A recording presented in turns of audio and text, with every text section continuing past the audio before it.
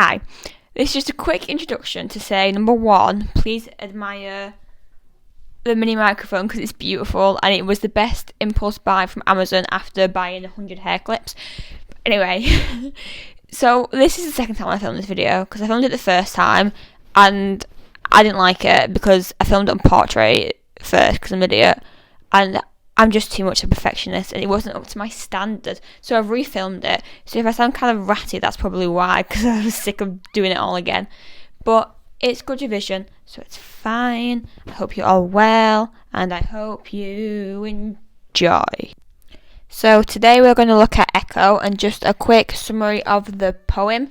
It describes the desperate yearning of the soul, which we can assume potentially to be Rossetti, or just a lost soul who is, again we can assume, but we don't really know, we can assume is dead and is longing to be reunited with their lover who is still on earth.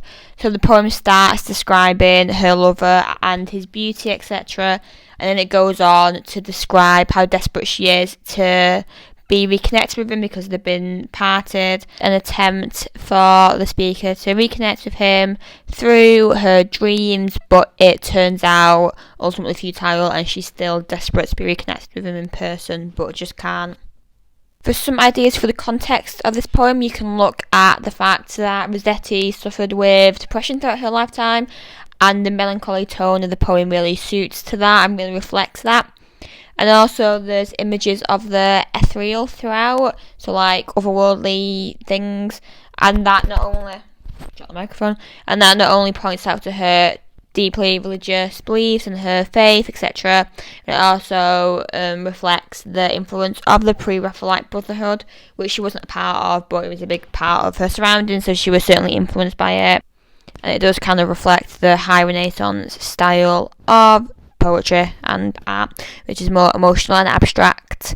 And then I mentioned about the religion, but the image of heaven that we get also connotes to her religious beliefs and her deep faith. However, we are getting presented in this poem discontent with heaven. It's not a place of tranquility but a place of tortured souls, etc.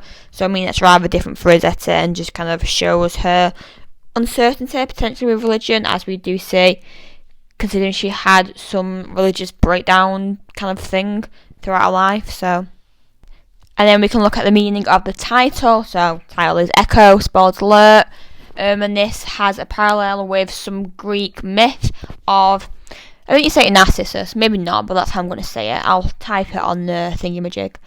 But so Narcissus in this story is a man, not like in Harry Potter where she's a woman, and Echo here is the woman. And the story goes that Narcissus was a beautiful man who rejected Echo, who loved him, and then Narcissus fell in love with his own reflection because narcissism, and then Echo's obsession with him continued to grow and grow and grow until he committed suicide and was only left with his echoing voice.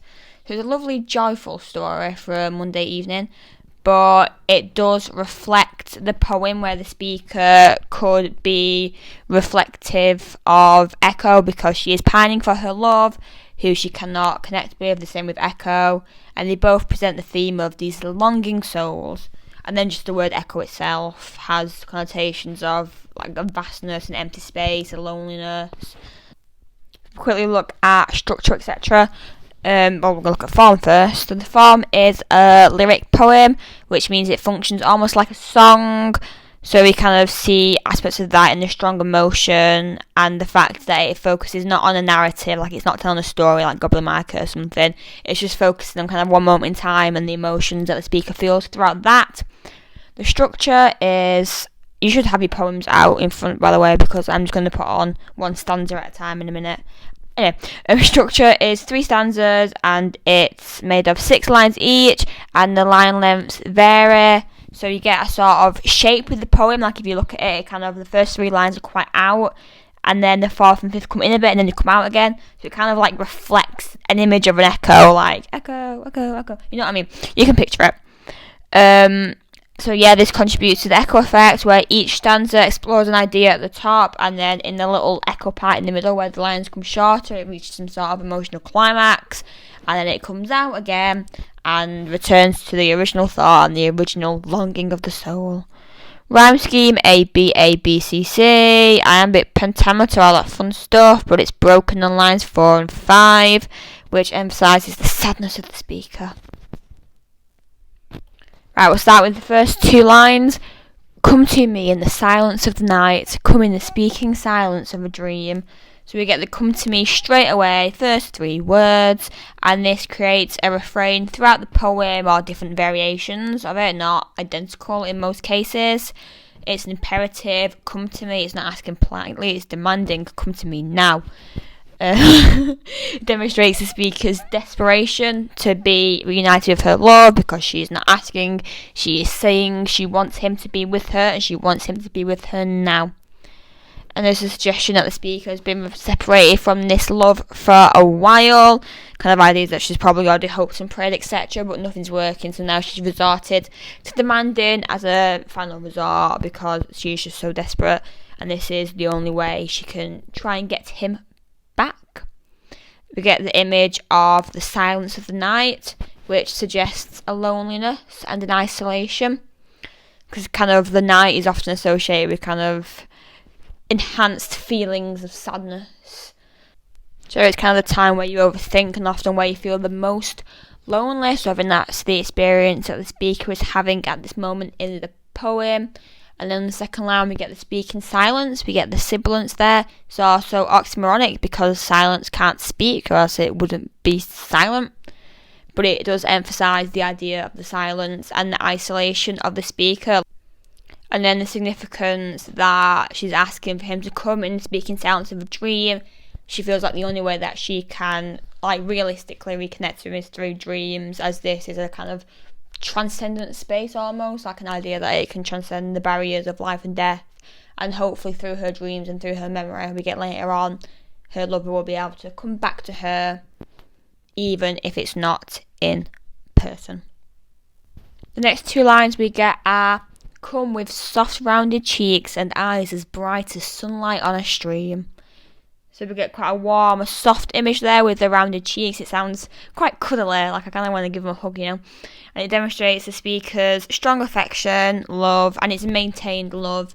It's one that's been able to transcend the barriers of life and death, because even in death she still loves him and still wants to be reunited with him.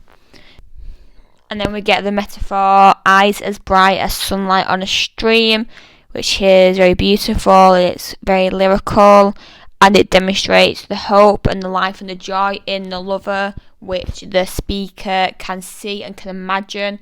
I think specifically the elements of romanticism in that imagery, with the links to nature and the stream. It kind of merges this image of the lover with the natural environment, suggesting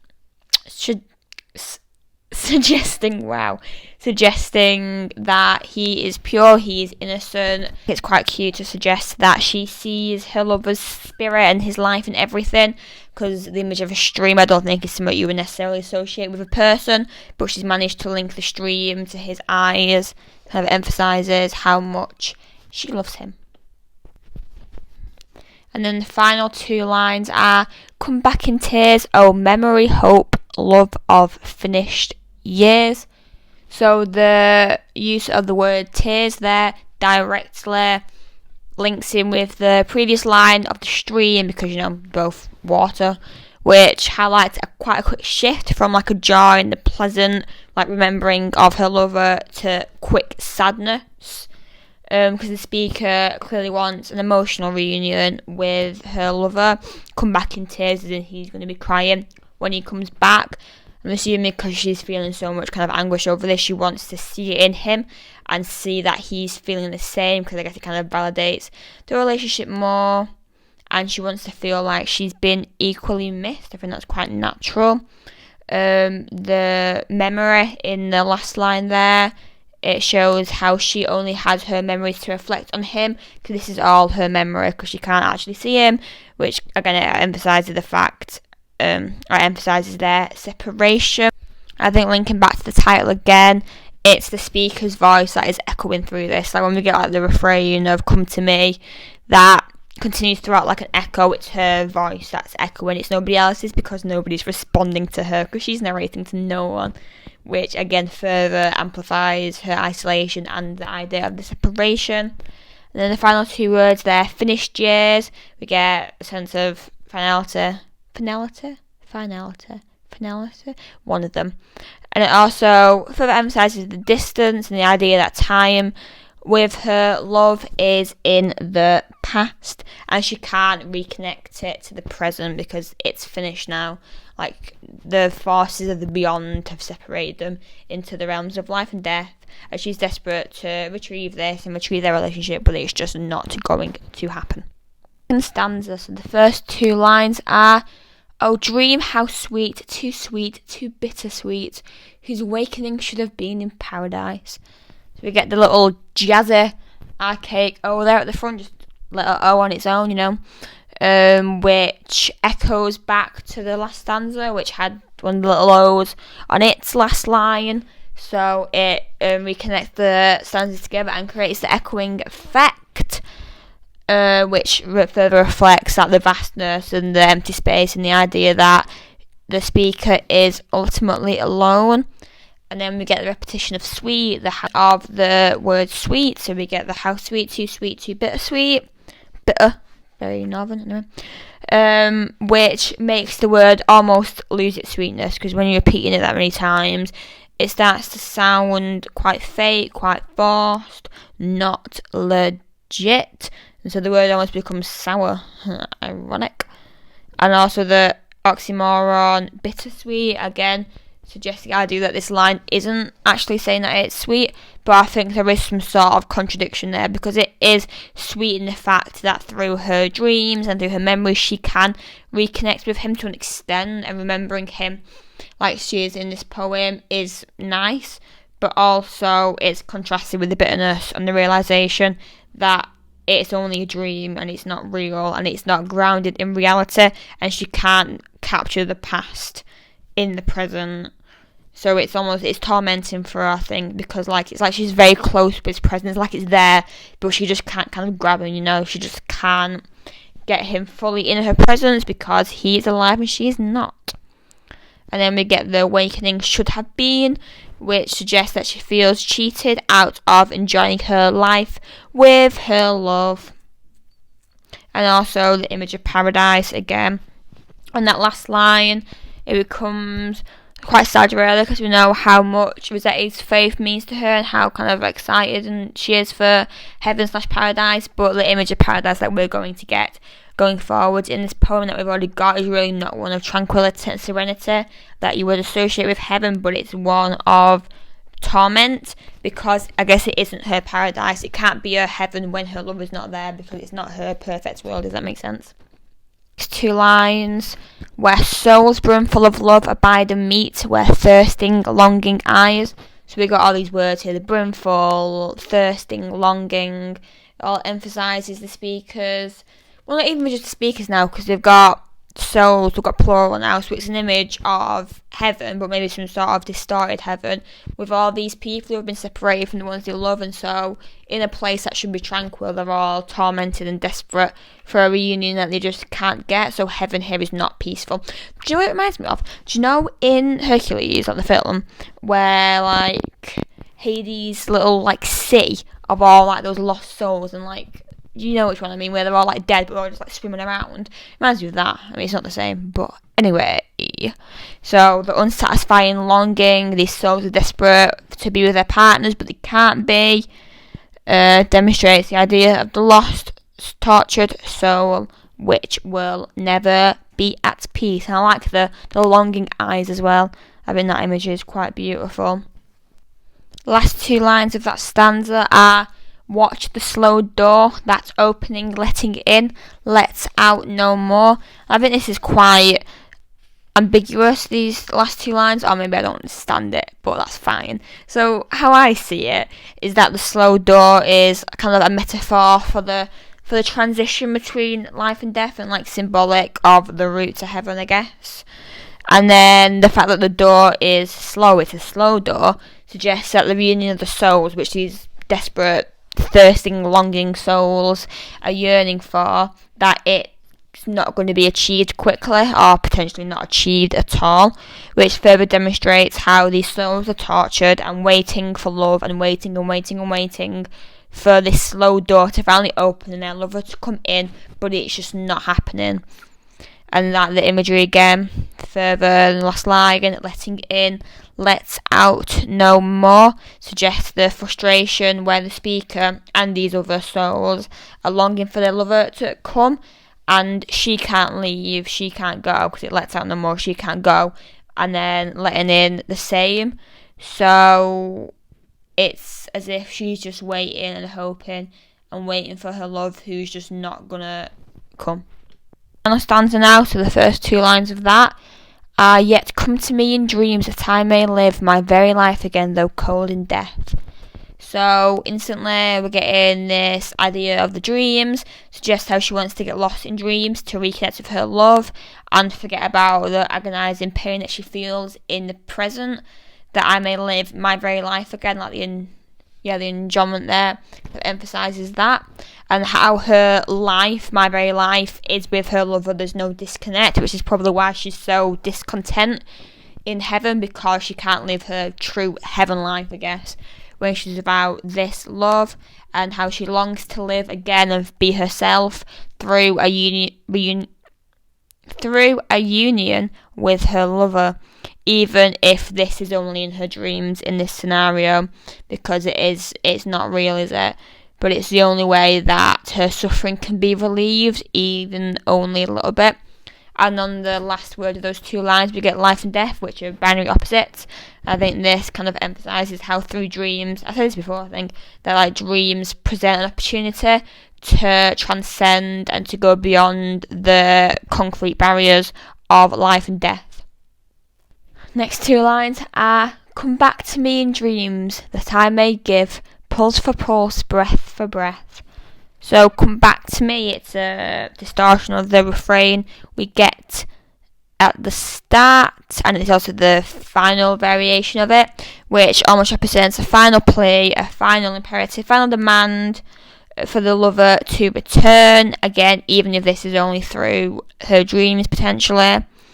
And we get a sense that this is like misguided almost, because the speaker knows that it's not going to satisfy her just having him in dreams. She needs him in person, but it's almost like it's going to have to suffice, because what else is she going to do? Because it's the only way that she can remotely connect with him. And then we get the pulse for pulse, the breath for breath. The repetition there and that syntax demonstrates her impatience, and it's rather sensual, it's quite erotic almost.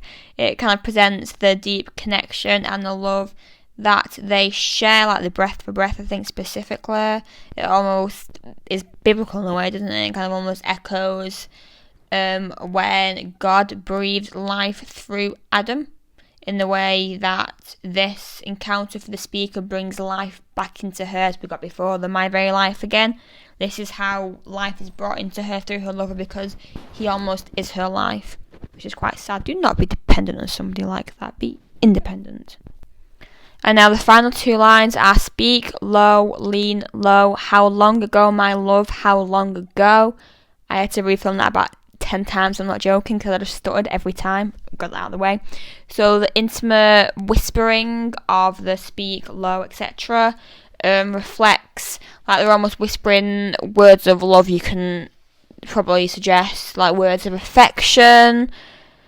It reunites them in a way, doesn't it? Because they're speaking to each other.